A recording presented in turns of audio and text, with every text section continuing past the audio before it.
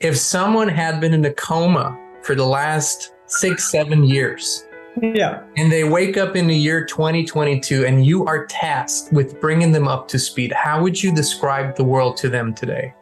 I would say while you've been sleeping, we have all realized that for at least 6,000 years, we have been under the control of a regressive species that is subhuman, not human, but they parade around as the best looking humans with the best tech and the best clothes and the most money and the best real estate. And we call these the elite, but they're not actually elites. They are cult members who are members of a cult that worships Moloch and weird things, and they do child sacrifice. And I know when I'm talking to you, it feels like I should have on a tinfoil hat. Things are way worse than you ever thought, and they're about to get way better than you ever could have dreamed. Those of us, I call us the heroes of humanity because we're different. We saw it from the beginning. We said, something is wrong here. Something is wrong. And I already knew, by the way, because I was past president of the American Holistic Medical Association with Bernie Siegel. And, I've questioned conventional medicine my whole career, mainly because I had family members sign out of the hospital against medical advice and not get killed by the hospital before I even went to med school. But I knew something was off with medicine. And I've known that for a long time. Here's what I found, and I don't know if you found this. Suddenly, I am realizing that the Bible, including all the books they left out. Okay, so the book of Giants and the book of Enoch and the book of Mary Magdalene and all that.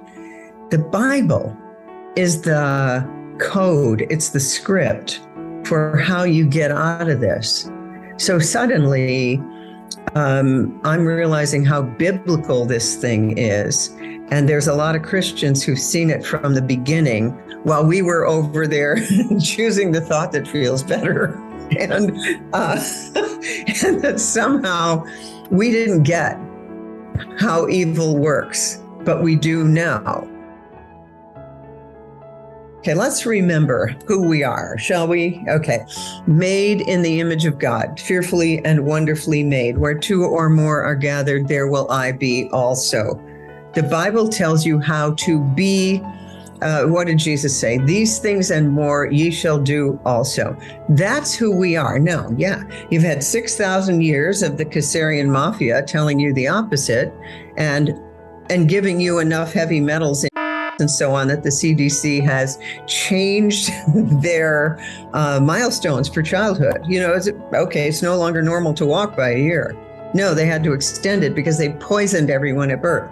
And the more people who go along with this, the longer it's going to take. But because of you, I just heard yesterday from Alex Collier, Andromedan contactee.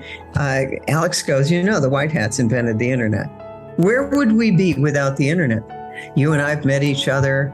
I was on Clay Clark's podcast and I thought, who is this guy? He was like, whoa. And then he says, you need to come out to Oklahoma. So I thought, I've been places I never thought I'd go. Tulsa, Oklahoma, Rhema Bible College. I'm there in the audience doing this. It's like suddenly I got a whole new world and I realized that the whole middle of the country thinks a lot differently than the coasts. And that our country is full, our planet is full of amazing people. I've done podcasts in Australia, South Africa. There's so many more of us than you would think. And so many people are just afraid to say anything because they're afraid that they will get canceled. And that's so painful. Where we are is we're like a woman who is at her due date in pregnancy.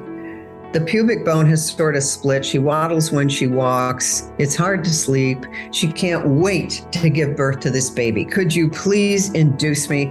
I've got to not be pregnant. And then I would say to all of them, you have no idea.